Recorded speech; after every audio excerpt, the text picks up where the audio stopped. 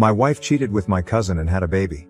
My family kept it secret for years, and now they want back into my life as I've found success. Please be patient with me as I explain this entire matter to my family because there is a lot of background involved. I'm a 44-year-old man who has been married for 10 years. My 41-year-old wife and I have been together for 13 years. We are content with our lives and have an 8-year-old kid as well. I have been married before though. I married at the age of 22, but regrettably, for reasons I'm still unclear, our marriage ended in divorce 3 years later. Since middle school, my ex-wife, who I'll call Amy, has been with me. We were essentially childhood lovers. We made the decision to be married as soon as we were out of college and had respectable careers. For the first few years, everything was good between us, but then, for some reason, things started to go strange. After that, I felt as though she was not interested at all, despite my best efforts to maintain the spark. A few weeks before our third wedding anniversary, she handed me divorce papers and declared she was done, despite my best efforts to win her back. My goal was to improve our marriage. She was only able to tell me that she was no longer in love with me, which was all I wanted as an explanation for why we had to break up after all this time together. I was furious, but there was nothing I could do about it. Since I had no other choice and didn't want to prolong the divorce and make her even more unhappy by making her live with me, I made the decision to proceed. Because of the limited number of shared assets we had, the process was really simple. I never saw her again after that. After the divorce was finalized, she changed towns and shut off all communication, according to a few people I spoke with. Even my relatives stopped talking to me around the time of the divorce, which was incredibly odd, but this is usual. When I was going through a really trying time, they ought to have been there for me, but instead they began to distance themselves from me. I made a concerted effort to stay in contact with them once the divorce was finalized, but I discovered that I had been blocked everywhere. I even made a few attempts to go see them, but neither my sister nor my parents ever let me in. It all struck me hard because it was so weird and I was already going through a difficult period. I couldn't even bring myself to do anything for a few years following the divorce, so I quit my work and spent a few months at home without a job. But I'm really fortunate to have friends by my side who encouraged me to attempt to move on and do better even during such trying moments. After the divorce, my friends looked after me because my family was never there for me. I ultimately made the decision to open my own eatery. Although it had always been my ambition, I had put it off in order to accumulate sufficient funds because I also needed to consider Amy during our marriage. But because we were divorced, I made the decision to go ahead and do it alone. I also chose to call the restaurant the name my parents had recommended. My buddies helped me approach a few potential investors, secure their support and begin developing a business plan. I opened my own restaurant a few years later. After the divorce, it took me about 4 years to get back on my feet. I met my current wife 2 years later. We started conversing after she told me she loved my restaurant at a function where we met through friends. I asked her to marry me after 3 years of dating because I wanted to give love another try. Here we are with our son 10 years later. My business life has also improved over the past few years, in addition to my personal life. In my career, I've done fairly well. It all began with a restaurant, but because of its success, we gradually started to grow. I am the CEO of my own hospitality firm at the moment, and we operate a chain of hotels and restaurants that are quite well liked. We intend to grow it even further in the hopes of gaining recognition outside of the state. I have put a lot of effort into getting to where I am now, but it has been a difficult journey. Since of this, I recently agreed to an interview since I felt it was an indication that I had truly made it. However, after seeing that interview on the television, my family decided to get in touch with me again, and I honestly had no clue that it would generate such a storm in my life. I didn't really think my family would have watched it because the channel that carried it was a somewhat popular one. Even if they had, I didn't think they would arrive at my workplace. My workplace's location isn't particularly discreet, so they must have had little trouble finding me. Still, it was highly improper of them to arrive at my place of employment and insist on seeing me while I was there. Regretfully, they did precisely that 3 days ago. Seeing them after all this time was really odd. The receptionist told me that my family was waiting outside when they arrived, even though I was working. I initially assumed she was referring to my wife and kid, which would have been strange given that my son was at school and my wife was at work. She went on to say that my sister and parents were present to see me. I was having trouble processing what was happening at the time. I informed the receptionist that they would have to be ordered to go for the time being, but I would see them later. Naturally, they persisted and were making a scene, so I had to step in. Before I could talk to them and find out what was going on, I didn't want security to eject them from the premises. I therefore walked to the lobby to see them. They immediately pretended that nothing had changed in the over 2 decades since I had last seen them. They started praising me right away, telling me how wonderful it was that I had achieved enough accomplishment to make the headlines and how motivational my tale was. They should have been included in that story as members of my family, so hearing them say it felt odd. They began discussing how they had seen my family, but I tried to dismiss it by telling them I had to return to work. I had mentioned in my interview how helpful my wife and son had been to me along the way. They were referring to certain family images that were also featured on the channel. Since they had been away from us for a while, they began to express a wish to meet my wife and their grandson as soon as possible. At that point, they said I should have done more to reach out to them after the divorce and chastised me for not trying hard enough. It dawned on me that I might at last be able to find out what had transpired at that time. Therefore, rather than telling them to leave, I chose to let them speak. In an attempt to find some closure, I even sat down with them in the lobby. During their conversation, I learned the true reason my family had deserted me and why Amy had chosen to divorce me. Yes, Amy had been cheating on me, as you may have surmised by now. My parents had been helping her hide it the entire time, so I had never suspected it. However, they stated that they had their reasons, or at least, those they believed to be legitimate, so don't pass judgment too hastily. Amy had apparently been having an affair with my cousin, who was the son of my dad's older brother. Everything made sense when they eventually told me. I now saw why they had supported her, why I hadn't received an invitation to any family gatherings for the previous 20 years, and why I had been rejected without any fault of my own. I had never liked my cousin, let's call him Carl, since he was a rude, entitled brat. Unfortunately, his father and the rest of the family felt he should be given a free pass for everything because his mother had died when he was only 6 months old. No one ever told him how to act throughout his life, and he consistently got away with anything.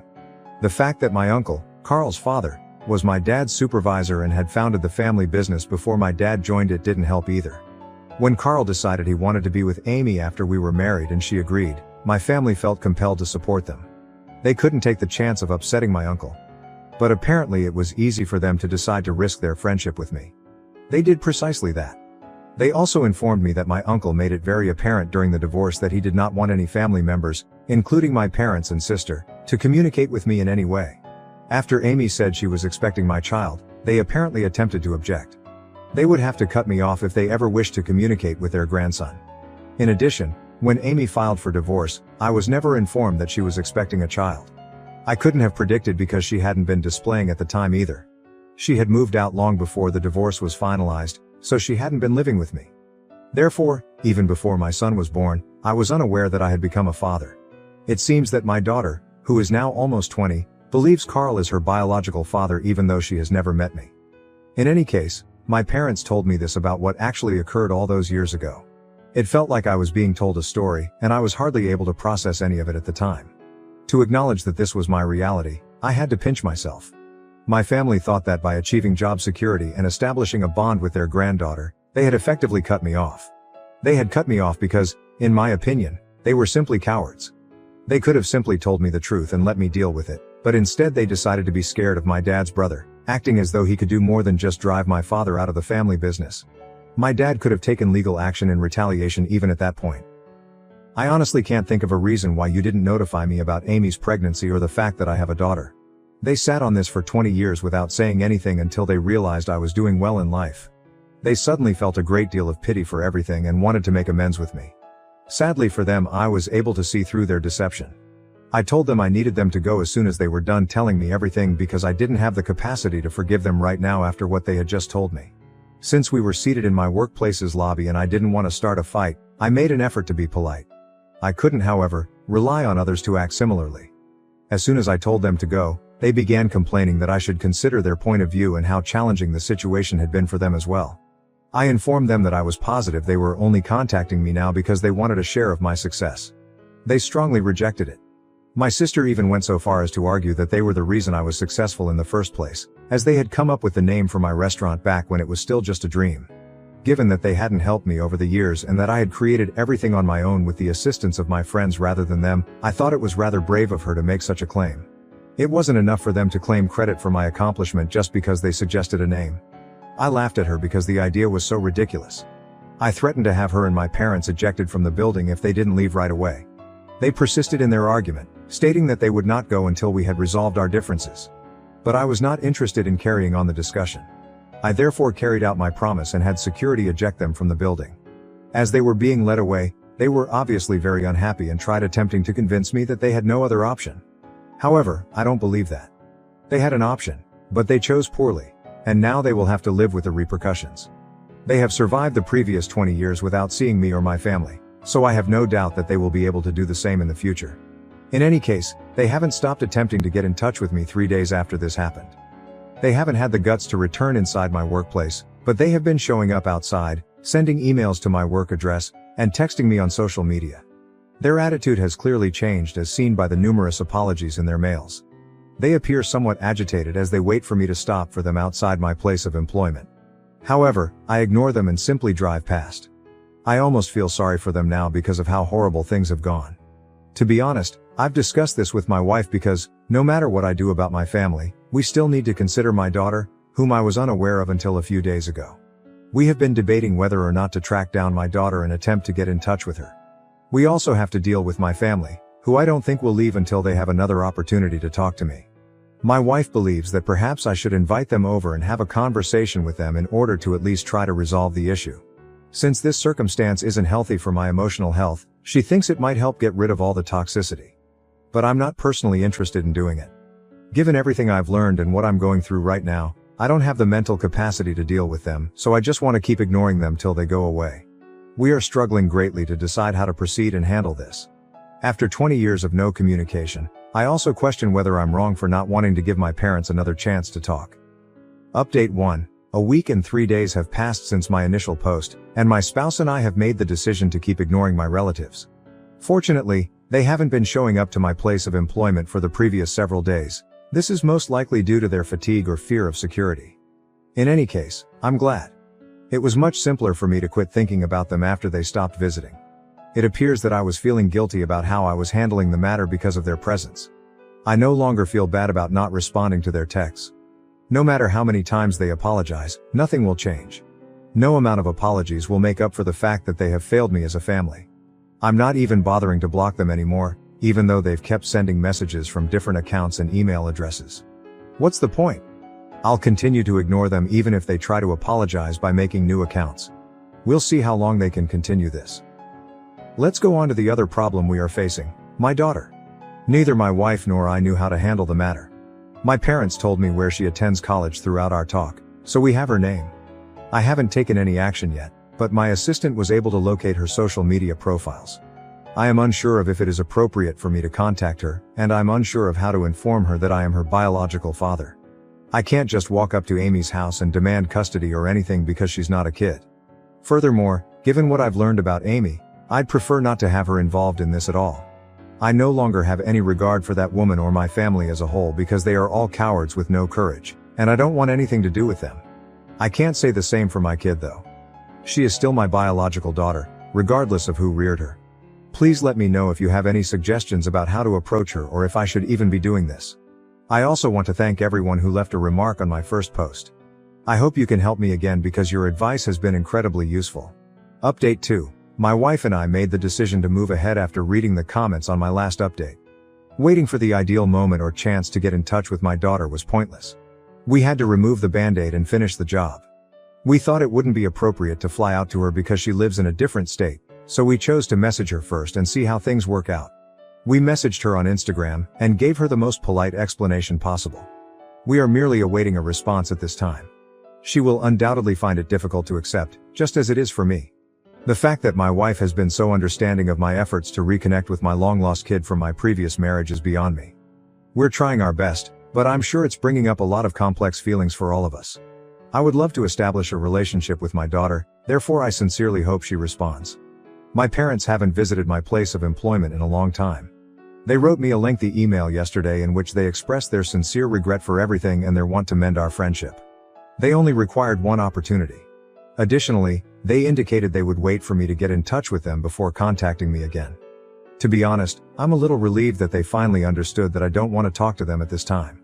The last thing I need is for them to add additional drama to my already full plate.